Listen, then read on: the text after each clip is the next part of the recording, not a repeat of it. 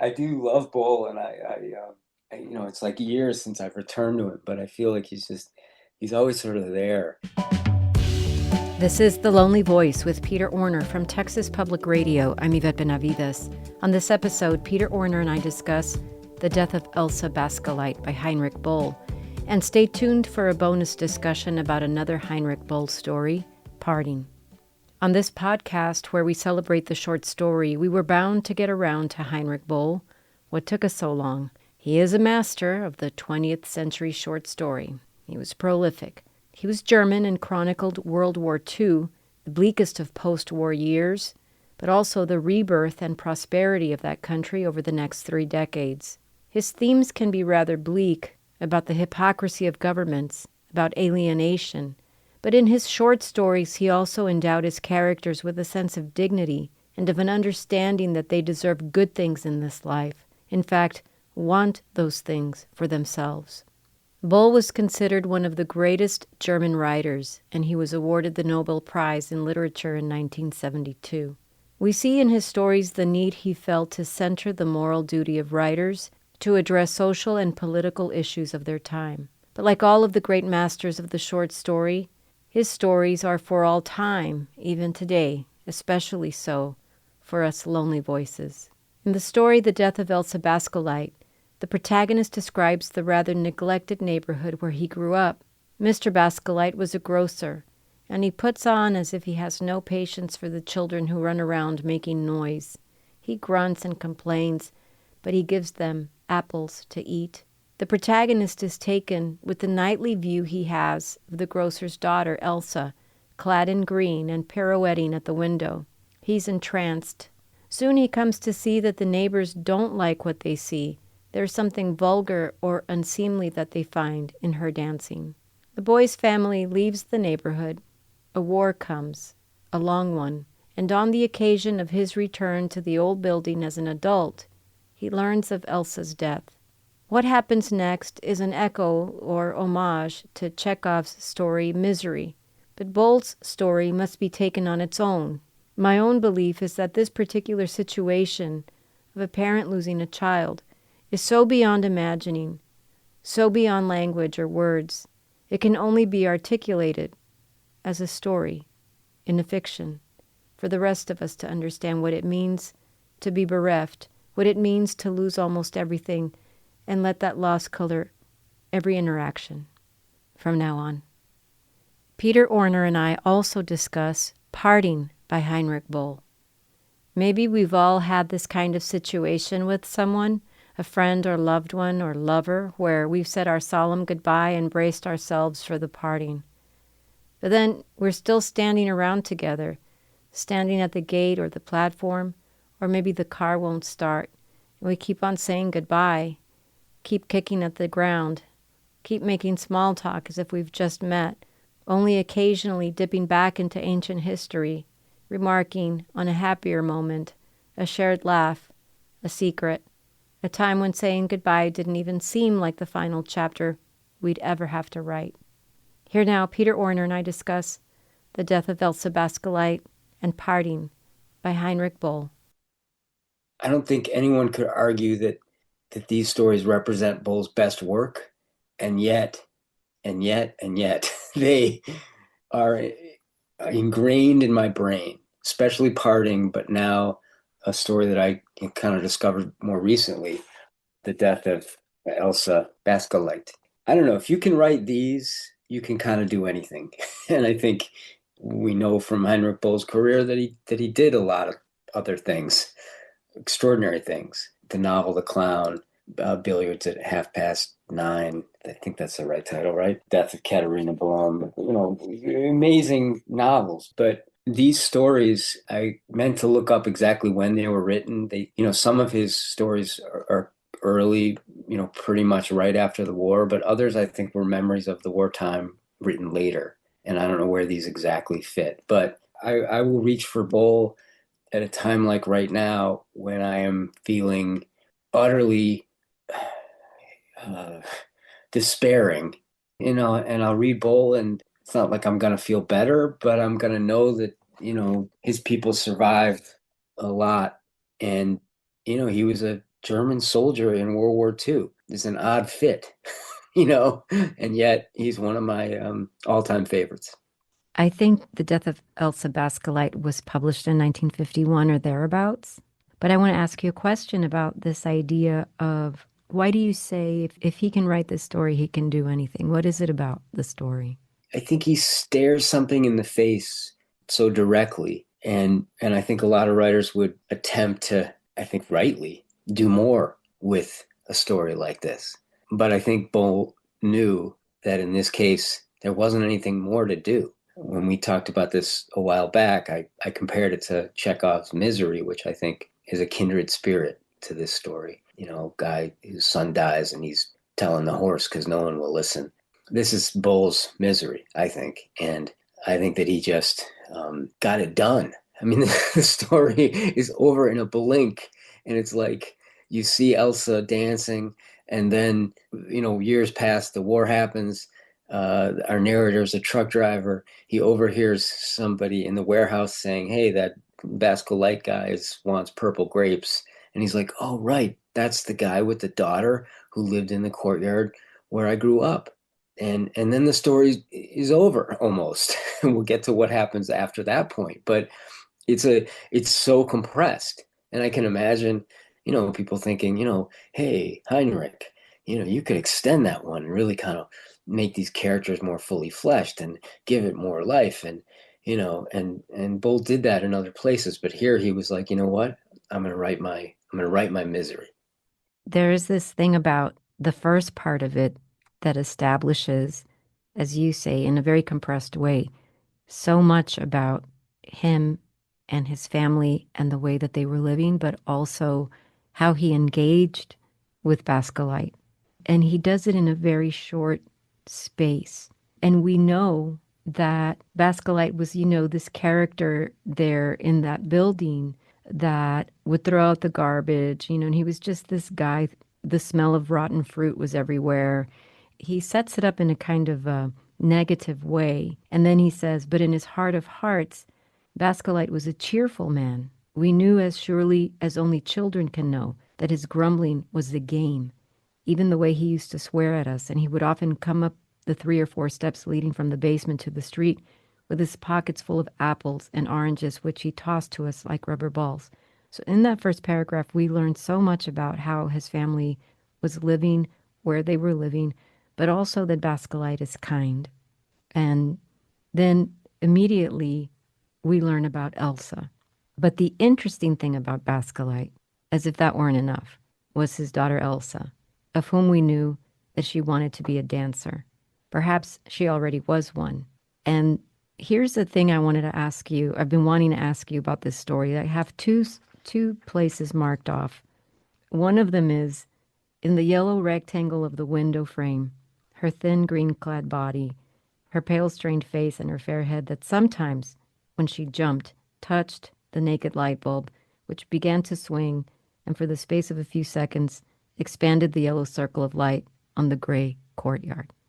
Did you or did you not underline that in your copy? 100%. 100%. And that is Böll at his most, and I mean, could you argue that this story is like sentimentalized or I don't know what, but the light in that paragraph, Böll, even when he might be kind of on his way somewhere, and this story's over in 3.5 pages, right? He still gets in a description like this. I could watch from my bedroom window when it got dark, and then semicolon, in the yellow rectangle of the window frame, her thin green-clad body, her pale, strained face, and her fair head that sometimes, when she jumped, touched the naked bulb, which began to swing, and for the space of a few seconds expanded the yellow circle of light on the gray courtyard. Absolutely, it's beautiful. The imagery is beautiful. It's not what the story's about, but in a way, it kind of it centers why this memory is so important to our truck driver.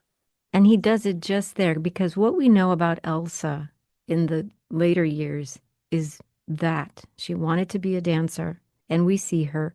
We also see the disdain of the neighbors who all can also see her through the window but don't like what they see. they equate her being dressed that way and dancing around as, a very negative thing. They call her a Yeah. whore, and the boy doesn't know what that means. Can I read that? Because it's Yes. there were some people who shouted across the courtyard, "Whore," and I didn't know what a whore was. There were others who shouted, "It's disgusting." And although I thought I knew what disgusting was, I couldn't believe it had anything to do with Elsa. Then Baskerville's window would be flung open, and in the steam of the kitchen, his big bald head would loom up, and with the light that fell upon from the open kitchen window into the courtyard, he would pour out into the courtyard a torrent of oaths of which I didn't understand a single one. At any rate, Elsa's window was soon provided with a curtain, heavy green plush, which let out hardly any light at all. But every evening I would gaze at the faintly glowing rectangle and see her, although I couldn't see her, Elsa Baskoleit, in her light green tights, thin and fair haired, hovering for a few seconds on end under the naked light bulb. The idea of the color green is interesting to me because the color of ballet is baby pink. And I feel like she's just trying so hard, to pursue this interest that she has that's maybe a little bit more refined than what her family is all about. And there she is trying, day after day, dancing in front of the window. And the others can't even appreciate it. They don't have an appreciation for it, so they just think it's, vulgar or something. And he keeps watching.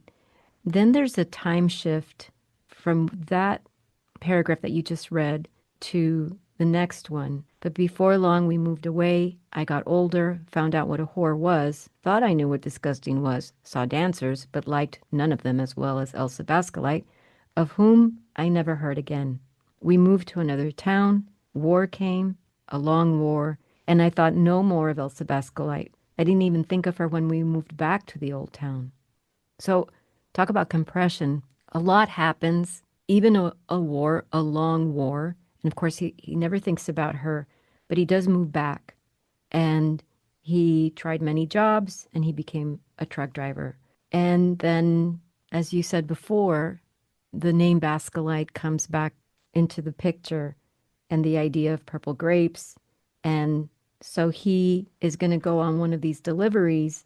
And even though he has no business doing it, goes back to the old neighborhood. Yeah, it's almost cheesy. I mean, like, you forget about somebody and some incident in your childhood, and then many years later, after a long war, you overhear somebody in a warehouse talking about someone having ordered purple grapes. Bascolite's name, he hears it. And so, there's this, kind of real easy cause and effect. Oh, right, Bascolite, his daughter Elsa. And then, as you say, it sets up this idea that he goes back to Bascolite's store, which is in the courtyard that he grew up in.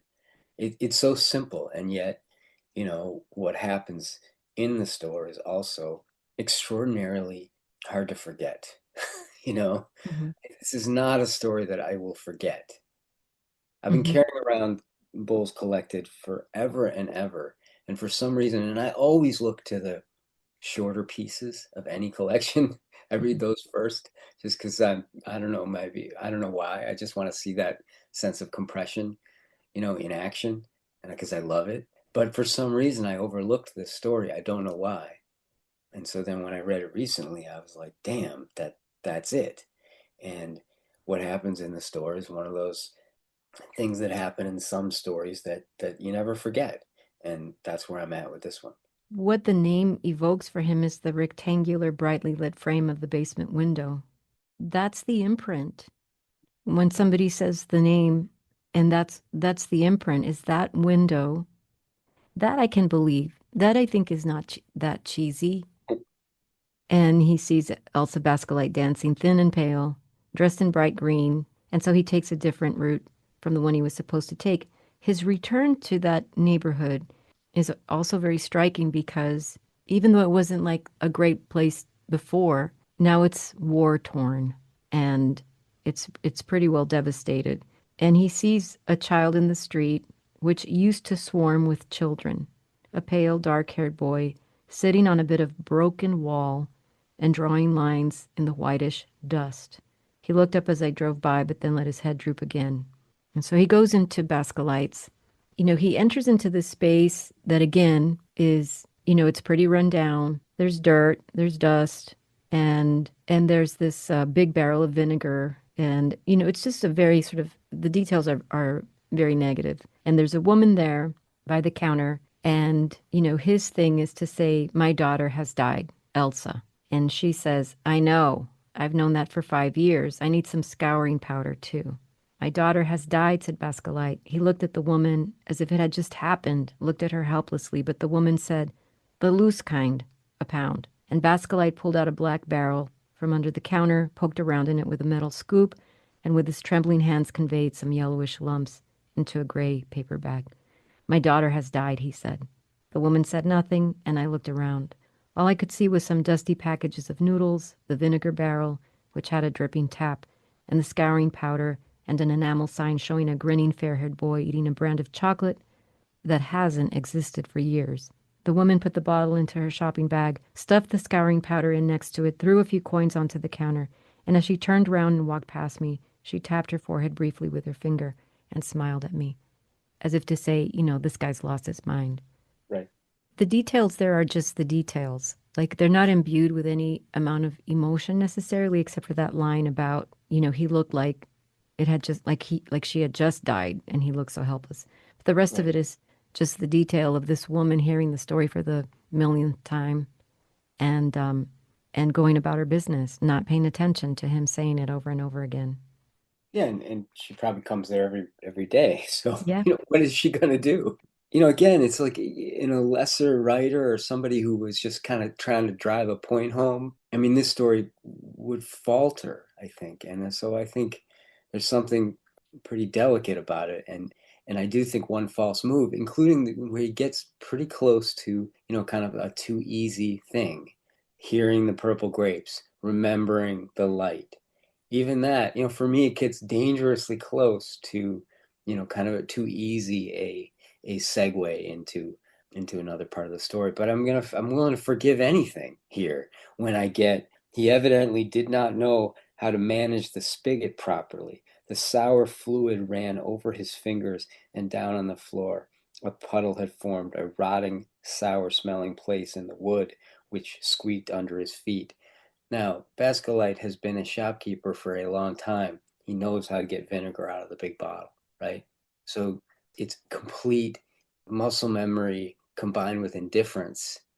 And, he doesn't care if he gets the vinegar in the bottle or not. All he cares about is turning to this old woman who is there to get the vinegar to tell her again that Elsa has died.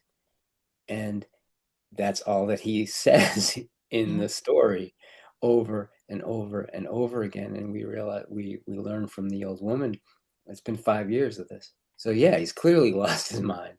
And the grief has become this repetition. It's what do you say? What do you say? Well, two things. The sign, the fair-haired boy eating a brand of chocolate that hasn't existed for years. Yeah, it's That's great. such a great detail. I mean, it just shows that one detail just shows how much time has passed, and this kind of he's the ghost going through the motions, the muscle memory. He's not there. It's like he really is just not living anymore. And the next paragraph that starts with, I thought of a lot of things. That's the second paragraph that I marked that I thought, oh, I bet Peter was going to talk about this paragraph. Can you read the paragraph that starts with, I thought of a lot of things? I thought of a lot of things. Thought of the days when I had been so small that my nose was still below the edge of the counter, but now I could look without effort over the glass showcase bearing the name of a biscuit company and now containing only dusty packets of breadcrumbs.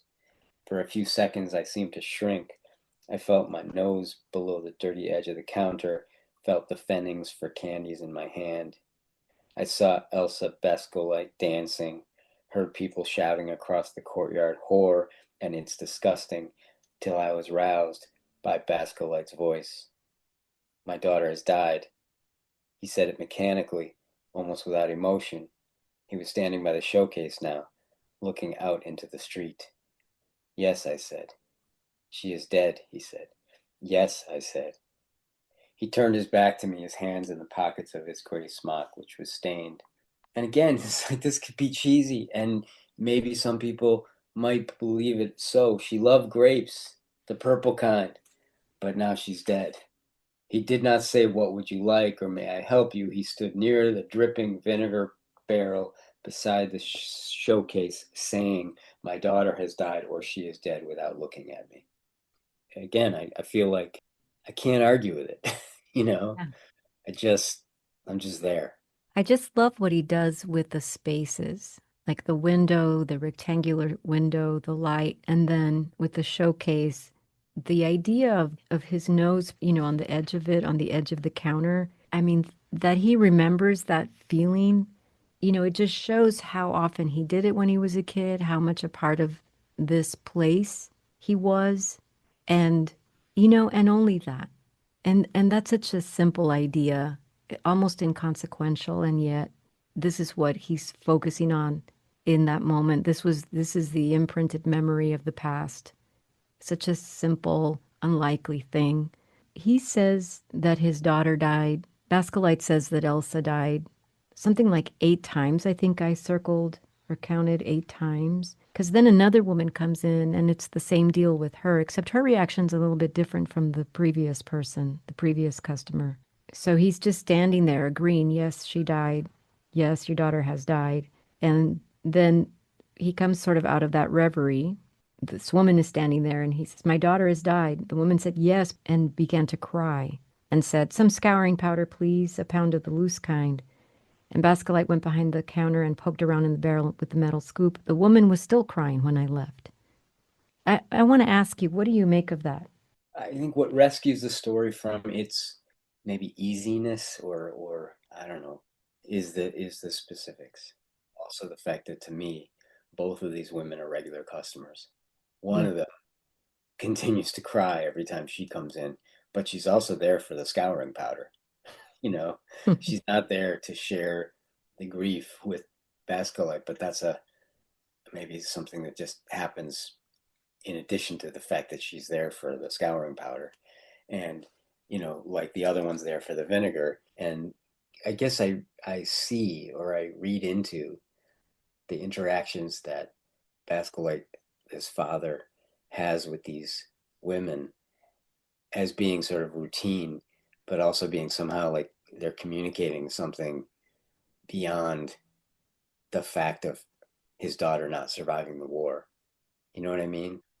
I assume in a city like this, there are probably other shops. you know, they continue to buy from Bascolite, maybe out of pity, but also, out of convenience because they probably live right there or whatever it is. They show up every day is how I see it. And to me, it makes the story all the more devastating because, and I think Bull excels at this. His people are not important. His people, his people are people who were caught up in the madness. You know, Mhm. not important. To people who think they're important. They are important. They're important to us. I think his thing was how do people survive or not survive. But his narrators are often these people who are so damaged by the war and the consequences of it that there's nothing other than figure out how you're going to get through the next hour. And I see all these characters as doing that. I don't know if we want to read the last paragraph, but it really is so important to understand, at least for me, to understand why the imprint of Bascolite was really so important. It wasn't just Elsa. It was Elsa, but not just Elsa. I mean, before we read it, I mean, there's almost this danger throughout this story that's too neat, you know and I don't know how. I can't really explain why I think the story isn't too neat, but I think there could be an argument to be made. And again, not arguing that this is even close to Bull's best work. That's the weird thing about this. Like I think it's going to be a story I'm never going to forget. I probably said that way too many times on this podcast, but this one, I mean, that's I guess this is what we do here. We talk about these stories that we're never going to forget, and that doesn't mean it is the most brilliant piece of work ever. The shards of brilliance here of the details, you're in the hands of somebody who knows what they're doing, Mm-hmm. And Heinrich Böll was never screwing around, you know. He was a pretty serious man. He was very involved in politics throughout his life. He was head of Penn, President Penn, did a great deal for writers and for, helping writers in need, especially. So he was one of the greats, I think. His humanity is sometimes so raw and stark that it may feel too easy, and I think that this story dangerously comes close to that. Do you feel that way? Do you feel that it? Do you feel that there is sort of like a almost like the story kind of, especially at the end, maybe kind of rounds itself out into a nice little package? I mean, I totally understand this idea of how neatly it ends and how that can be interpreted as too easy, cheesy, all of that. It's just too neat, it's too tidy. And yet I feel like, well, if it's going to end, let it end there. I still feel that way about it. I would just say, like, what he is always after, it seems to me, in the work of his that I've read, is trying to find the decency. That's how the story ends. It ends on a bit of decency, more than that. It ends on an act of generosity that echoes Baskoleit giving the fruit at the beginning of the story to the kids in the neighborhood, even though he growled and grumbled. He's kind of ogre with a heart of gold kind of thing. You know what I mean? Again, we're not going very far into these characters. That's all I'm saying. You know what I mean? And yet, I think we're always after, like in this show, like where you feel something, you know? And that to me is the whole point. The story like stab you in the heart. If it you don't have a heart if it doesn't. The pale, dark-haired boy who had been sitting on the bit of broken wall was standing on the running board of my truck, looking closely at the dashboard. He reached in through the open window and raised the right and the left indicator. That's gorgeous, right? He's just playing with, he's some kid. It's there, it's 5 years after the war, and yet, there's been very little rebuilding at this point, right? I mean, Yeah. remember what the Allies did to these German cities, and this is one of them. And Bull is one of the great chroniclers of the aftermath of the firebombing. Not to be all pedantic and professorially, but W.G. Sebald credits Bull in one of his early novels that was unpublished initially in being the only German writer of his time who stared in the face of what happened with the firebombing. And so, sorry to get off track, but I just love that idea of the kid just reaching in through the open window and raising the right, then the left indicator. The boy jumped when I suddenly stood behind him, but I grabbed him. That's also wonderful, right? The Hmm. boy jumps, I grab him, you know? The Hmm. kid doesn't know what's gonna come next. Looked into his pale, frightened face, took an apple from one of the cases on my truck, and gave it to the boy. He looked at me in amazement when I let him go, in such amazement that I was startled, and I took another apple and another, stuffed them into his pocket, shoved them under his jacket, a lot of apples, before I got in and drove off. I like that he was startled. I like that this person is startled by the boy's look. Yeah, it just adds so much complexity to that moment because, again, on its surface, it's simple. It's too easy. Oh, he sees Bascolite and he's reminded of Bascolite's generosity when he was a kid, and he's also grieving for Bascolite's daughter, who he kind of loved as a kid, and so he gives out the apples. That's not it. It's a more complicated. It's a more Mhm. complicated thing. First, he scares the hell out of the kid, and then he himself is startled into doing that action. Like it's an incredibly complex moment, and that's why it is free, I think, of the charges that I'm sort of like kind of dancing around are possible. Mhm. And I think maybe someone reading it quickly might feel that way and move on to the next story. But if you take some time with this one, again, it'll take your head off. Do you want to talk about parting as a bonus? Yeah. Yeah, I mean, this is this is one of my all-time favorite stories. Tell me why. The opening line. We were in that bleak, miserable. I'm just riffing off because I can't find it. We were Oh, in that bleak, miserable moment when the no. train has been announced to go but hasn't left yet. That's my paraphrasing, but the actual line Wow. That's very close. is 284. Sorry. Um, I've taped this book back together a number of times. The binding broke years ago. We were in that bleak, miserable mood that comes when you have already said goodbye but can't part because the train hasn't left yet. Who hasn't experienced that? I You've know. said goodbye, you don't want to part, but the train hasn't left yet. I mean, it doesn't have to be a train. You know what I Right. mean? Yeah. It can be so many other things, but we were in that bleak, miserable mood that comes when you have already said goodbye but can't part because the train hasn't left yet. That is why, and that is the only reason why, aside from the fact that he yells at his leg, why this story is one of is like in the pantheon for me. It just is. And reading it again, a little bit ago, it's less than 3 pages. Still kind of shatters me. I don't know. What do Hmm. you think of it? I've been thinking about this story a lot. I've been thinking about how this could be a very, I don't want to say ordinary moment, but it could be a situation that people are familiar with and they may not be used to seeing in a story or acknowledging that it happened to them, that they understand this particular kind of parting because they were involved in this kind of relationship. It captures something, like you said before, very specific, very particular. And then the rest of it is, right, he's painting the scene. It's not a great place. The station was like all stations, dirty and drafty, filled to its vaulted roof with vapory haze and noise, the noise of voices in railway coaches, people coming and going. And the fact that you say goodbye to somebody and they're still standing there in this terrible place, it's almost like you can just go on about your life post parting.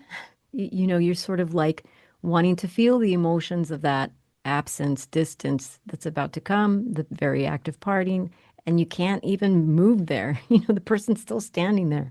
It captures a very particular moment and situation that I don't necessarily think I've read before with this level of specificity, that somebody could look at it and say, wow, he really captures this very particular kind of moment with very particular characters.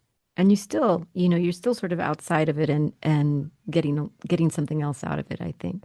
Does that make any sense? Totally. And I'll just add to that the fact that just to add the layer of the specificities, this is about an ex-soldier who's now 30. So again, we are 5, 6 years out from the war, possibly. And there's a woman he loves, and we don't know what their connection has been in the past, but he loves her. We know that. And she loves him. We know that. We don't know what happened though between them. All we know is that she is now on her way to Sweden to see her fiance, and he fiance. Oh, they're Geez, married, aren't they married? I guess they're married. Are Yeah. they married? Maybe I Yes. missed that. All right, so they're already married. So that's a problem. Anyway, he says to her, "What's the matter?" She says to him, "What's the matter?" "Nothing," I said. "Be glad you're going to Sweden." "I am," she says, and this is the most devastating line of dialogue. One of the most devastating in this entire collection, which is like 600 pages of bold stories. Hmm. But she says, "I am. His vitality is fantastic. Don't you agree? A prisoner of war for 3 years in Russia, that hair-raising escape, and now he's in Sweden lecturing on Rubens." I mean, just like this guy can't win. He's like, he's a schlub who's been injured in the war, but not a prisoner of war, not a war hero, not did not engage in a hair-raising escape, and is now not for sure lecturing on Rubens in Sweden, right? So it's a, it's, I mean, we just, The Elsa Baskoleit story is not funny, although I'm sure we could find some funny things in it. Parting is hilarious in its devastation. So I always laugh when I get to that line, and he says, "Fantastic, it really is." And she says, "You must get busy too. Get your degree at least." And then he says, shouts, "Oh, shut up." "What?" she asked, horrified. "What?" She had gone quite pale. "Forgive me," I whispered. "I mean my leg. I talk to it sometimes." And then this is what this also Okay. makes me laugh. I mean, she didn't look. It's just like this line of thought, that doesn't isn't shared. But he says to himself, "She didn't look in the least like Rubens. She looked more like Picasso." And I kept wondering why on earth he had married her. She wasn't even pretty, and I loved her. For some reason, I refuse to acknowledge that they're married. They are married, but and then he just has this way, and it's a tiny little story, right? I mean, you think of like those early Hemingway stories that are so tiny, and yet you see them, and I think that I don't think there's any question that these early Bull stories, and really all, throughout Bull's career was influenced by Hemingway's ability to, give us a scene and dialogue in very few lines, right? But he says this, it was quieter now on the platform. Everyone had got onto the train. A few people stood around seeing their friends off. Any moment now, the voice would say the train was leaving. Any moment might be the last. It still hasn't happened yet. We're still in that moment before the train has left because, it's a moment that goes on and on. And he And argues with himself some more. Sorry. I was no, I was going to say the part before all this where he says, I recall the smell of soap and coffee, and I felt utterly wretched. For a moment, a desperate courage filled me. I wanted to drag this little person out of the window and keep her here, for she was mine. I loved her. And then the, what's the matter? Nothing. Be glad you're going to Sweden. Sweden. I am, you know. So he's really going through a lot, just standing there. And we're learning that they've known each other a long time. This was a very brief visit because she says, it was really nice of you to stop by on your way. So it's just a very, very brief encounter, very, very brief visit, but they have history, obviously. And and then, and he acknowledges that she's not a Rubens, she's a Picasso, but she's not even pretty, but he loves her. And he says she was the very opposite of Rubens, slim, long-legged, high-strung, and she was as old as the Russian Revolution, as old as the hunger and dirt in Europe, as old as the war. I love that. I don't know why, but I love it. Yeah, yeah. And that's kind of, there's an echo of that. As old as the hunger and dirt in Europe, as old as the war. It's kind of a refrain. Yeah, It comes earlier. Yes, I feel a bit ashamed. This has become part of our life, really. The dirt and rags and ruins, and I feel a bit ashamed. I feel like a deserter. You already yeah, said that. yeah. So, yeah, it's. I think the lyricism is just indisputable Yeah. here, but also really just such a tiny, tiny light touch. And then the rest is really almost all dialogue. Yeah, I can't believe it, Sweden. It's like a dream. It is all a dream. Do you think so? Of course, 15 years, 30 years, another 30 years. Why bother about a degree? It's not worth the effort. Be quiet, damn you. are you talking to your leg? Yes. What does it say? And this is also one of the most, I mean, this is such a risky moment. Because again, like in the Bascolite story, there's moments of like he goes to the very edge of cheesiness, right? So at this moment, she says, "Are you talking to your leg?" Yes. What does it say? But can The, I say something? yeah, The fact that she says, what does it say? And she's playing along.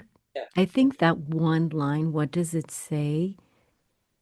It says so much about their relationship or their friendship or the way they joke around or the way they know each other. Like she just falls into it. All right, what does it say? Yeah. 100%. No, you're right. You're right. And that's like to pause on that is so important. And I would just add to that that she wasn't really playing along before. So the Yes. moment itself has sort of, because it has keeps lasting, Yeah. she's realizing she really does love him, Yeah. she wants to hear what is presumed in this tiny scene, tiny moment. Yes. What are his um, emotions really about? Right? Like that's what she is sort of asking there.